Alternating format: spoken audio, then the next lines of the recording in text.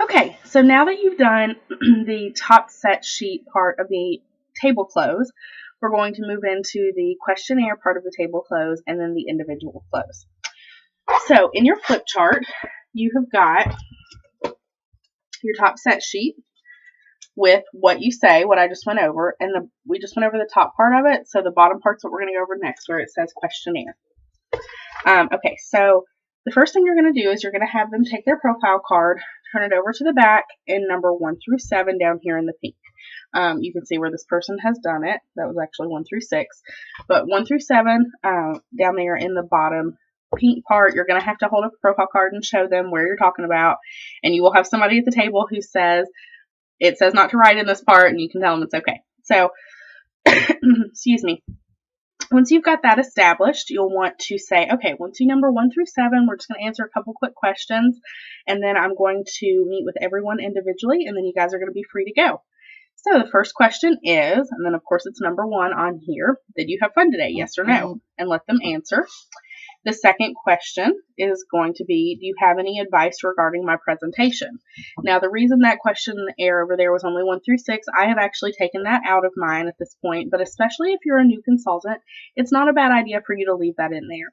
Most people are going to just say, no, you did great, or no, everything was great, something like that. And honestly, if nothing else, that gives you a little bit of a confidence boost. But I have had someone once tell me a couple things that were actually very helpful for my business. So I do think leaving that on there for a while is a good thing.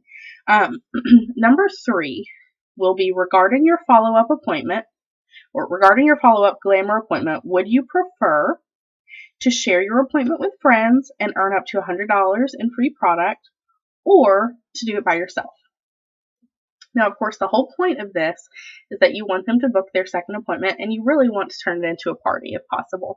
I think that is of course, the way you're going to maximize your time, and you're going to make the most money like that. But not everybody wants to do a party, so this gives them the option to do it with friends and earn free product or not, and they know that. So they'll put one of those there, and that'll really help you during the individual close to address that talking point, and we'll get there in a minute. Number 4. Of the following 4 options, which could you use more of in your life? Money, fun, flexibility, or ownership? And I typically explain flexibility and ownership because those are sort of vague. So flexibility would be something you can fit in around a busy schedule. And ownership would be something where you're your own boss.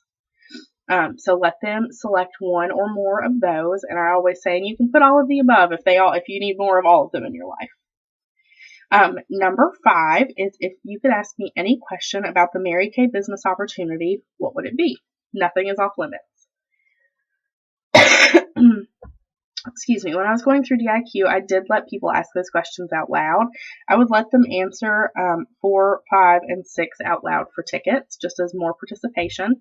Now I just do them all silently, and I address those questions one-on-one in the individual consultation room. You can do whichever you're most comfortable with. If you're really not very comfortable sharing the opportunity yet, if you're brand new, probably answering those questions would be a little difficult for you because you don't know what they're going to ask. It might catch you off guard. But once you get a little bit more seasoned, answering those out loud is a really good way to practice with sharing the opportunity. And typically, one person will ask a question, and then the whole table just starts asking questions and questions and questions. So it's a really good way to sort of talk about the opportunity in a way that you don't get to otherwise. Number 6 is, if you decided to give Mary Kay a try, what is a personal strength that would aid you in your success? And I do always add a little disclaimer here. I know that none of you are going to try to sell Mary Kay, but if you just went crazy and you decided, something like that, then what would be something that would aid you in your success? Sorry, allergies. Number 7 is, choose one, but wait for all of my descriptions. So they're going to put A, B, or C, but they're not going to put anything until you tell them what everything stands for. You're going to start with C, and C stands for customer. This means that they're happy being a customer, happy paying full price, and being your loyal customer because you work hard to be a good consultant for them. Basically, you're going to say, what that means is that you don't buy from any other Mary Kay consultant. And if you run out of something, instead of going to Walmart or Walgreens, you call me and I'll deliver it because I keep it in stock for you. So you're going to put C if you just want to be a customer. You're going to put B if you're like, I'm not saying yes, I'm not saying no. I'm just saying I might be interested in Mary Kay as a business and I have some more questions that I want answered. And you're going to put A, or you're telling them that they're going to put A if they're like, sign me up. For $100, that's what it is to sign up for Mary Kay. I get $430 of full-size products, business supplies, literature, all comes in a super cute bag. So really, what have you got to lose? So you're going to put C if you want to be a customer, B if you have some questions, and A if you're like, sign me up, I want to be a consultant. So that is the questionnaire part of this. In the next video will be your individual close.